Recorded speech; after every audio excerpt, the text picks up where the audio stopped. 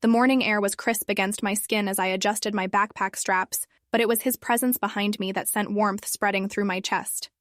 Jasper moved with quiet confidence, his hands steadying my pack with practiced ease.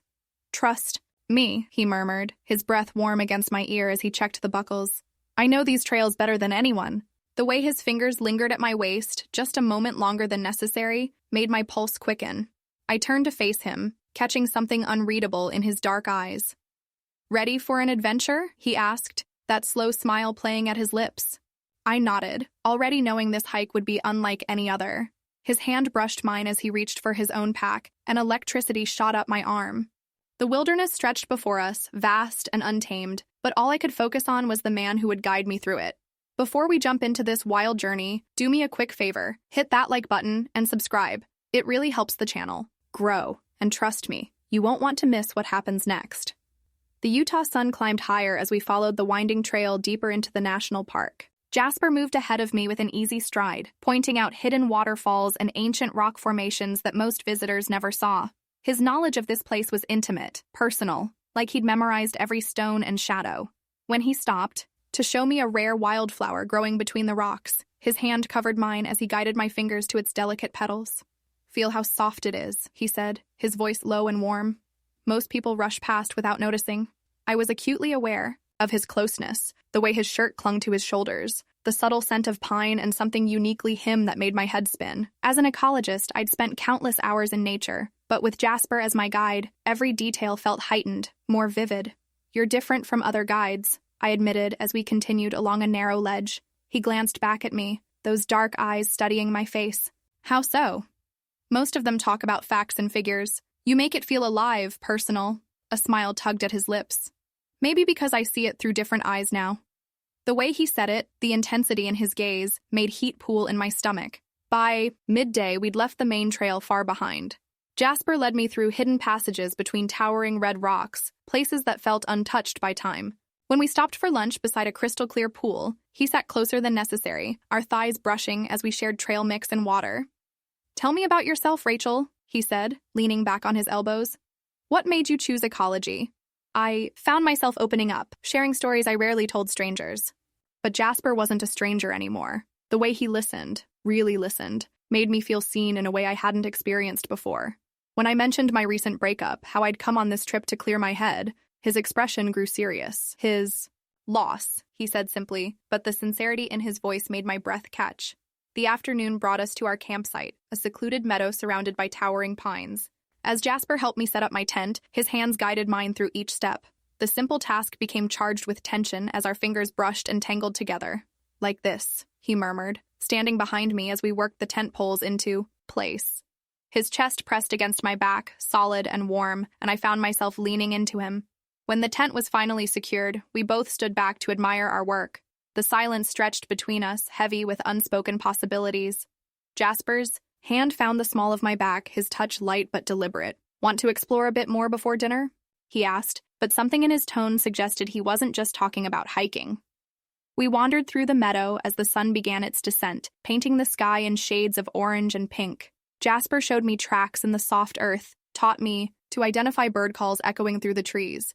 Every lesson became an excuse for closeness, his hand covering mine as he pointed out details, his body heat warming me when evening chill began to set in. As we gathered firewood together, our movements became a dance of anticipation. When our hands met reaching for the same branch, neither of us pulled away. The connection sparked between us, undeniable and electric. "Rachel," he said softly, my name a question on his lips. I turned to face him fully, seeing my own desire reflected in his eyes. "Yes?" He stepped closer, close enough that I could see the flecks of gold in his dark irises. "I need you to know, this isn't something I usually do with clients." My heart hammered against my ribs. "What isn't?" Instead of answering with words, he reached up to brush a strand of hair from my face, his fingers trailing along my cheek. The touch was gentle but deliberate, and I found myself tilting into his palm. "Feel this," he whispered, and I knew he meant the electricity crackling between us. Our lips met in a kiss that started soft and exploratory, then deepened as I melted against him. His arms encircled me, strong and sure, and I could taste the wild sweetness of the mountain air on his mouth. When we finally broke apart, both breathing hard, the world around us seemed more vivid than before.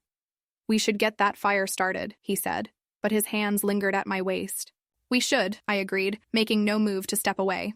The fire crackled to life as darkness settled over our campsite. We sat close together on a fallen log, sharing a simple dinner that tasted like the best meal I'd ever had. Conversation flowed easily between us, but underneath ran a current of anticipation that made every casual touch feel significant. When Jasper pointed out constellations overhead, I found myself studying the strong line of his jaw in the firelight. Instead, when his fingers traced patterns on my palm as he explained star navigation, my focus scattered entirely. "You're not listening," he said with amusement, catching me staring at his mouth. "I'm listening to everything," I replied, my voice huskier than intended. His eyes darkened as he understood my meaning. "Rachel, I know what I want," I said, surprised by my own boldness. "Do you?" For answer, he cupped my face in his hands and kissed me with an intensity that made the fire beside us seem pale in comparison. This time, neither of us pulled away. His lips moved against mine with growing urgency, and I responded with equal fervor, my hands fisting in his shirt. "Come here," he murmured against my mouth, drawing me closer until I was practically in his lap. The solid warmth of his body beneath mine made me dizzy with want. His hands explored the curve of my spine through my shirt, each touch sending shivers through me despite the fire's warmth. When his lips found the sensitive spot just below my ear, I couldn't hold back a soft sound of pleasure. "Should we?" I started, then lost the words as his mouth moved lower, finding the pulse point at my throat. "Your tent or mine?" he asked, his voice rough with desire. "Mine's bigger," I managed, though thinking was becoming increasingly difficult with his hands creating such delicious friction along my sides. He stood, lifting me with him in one fluid motion. My legs wrapped around his waist instinctively, and the feel of his strength surrounding me made heat pool low in my stomach. He carried me the few steps to my tent, pausing at the entrance to look into my eyes. "Are you sure?" he asked, and I could see he was holding himself in check, waiting for my answer. "I've never been more sure of anything," I whispered, and watched relief and desire flood his features. Inside the tent, filtered moonlight created an intimate cocoon around us. Jasper lowered me gently to the sleeping bag, his movements careful and reverent. When he knelt beside me, I reached for him, suddenly hungry for the connection we'd been building all day. Our kiss was deeper this time, more urgent. His hands found the hem of my shirt, and I arched into his touch as cool air met heated skin. Every inch he revealed, he worshipped with gentle caresses that made me tremble. "Beautiful," he breathed against my collarbone, and the sincerity in his voice made my heart race. I pulled at his shirt, needing to feel skin against skin. When the fabric finally fell away, I ran my hands over the sculpted planes of his chest, marveling at the strength I found there. His sharp intake of breath told me he was as affected as I was. We moved together with growing urgency, each touch, building the heat between us. When his mouth found my silhouette, I gasped his name, my fingers tangling in his dark hair. He took his time, exploring every sensitive spot with patient thoroughness that left me breathless and aching. "Please," I whispered, not even sure what I was asking for, just knowing I needed more of him. He understood, moving up my body to capture my lips again. The weight of him above me felt perfect, natural, like we'd been made to fit together this way. When our bodies finally joined, the sensation was so intense I cried out softly, my back arching off the sleeping bag. "Okay?" he asked, stilling above me, concern flickering in his eyes. "More than okay," I managed, rolling my hips to encourage him.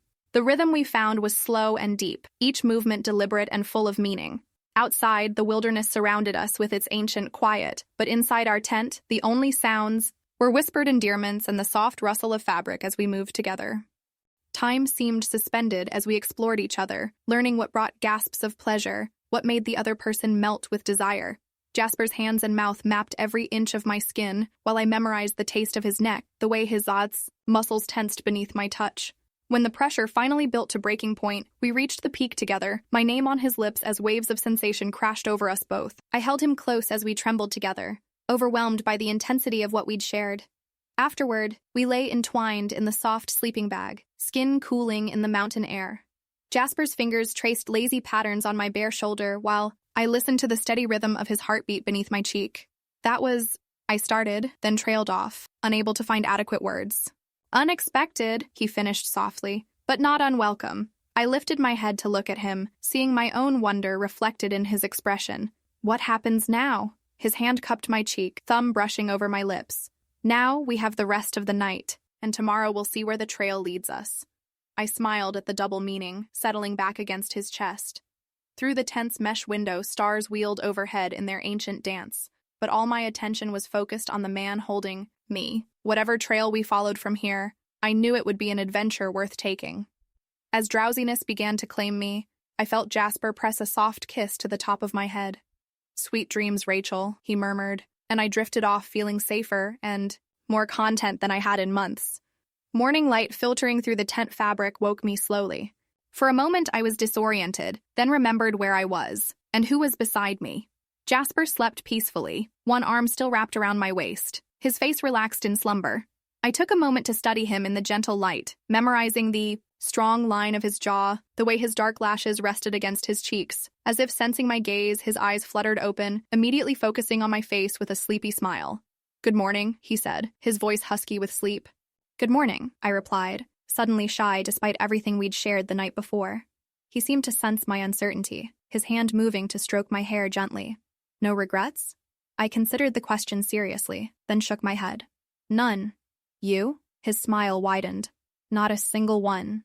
He leaned down to kiss me softly, a sweet good morning that tasted of promise and possibility.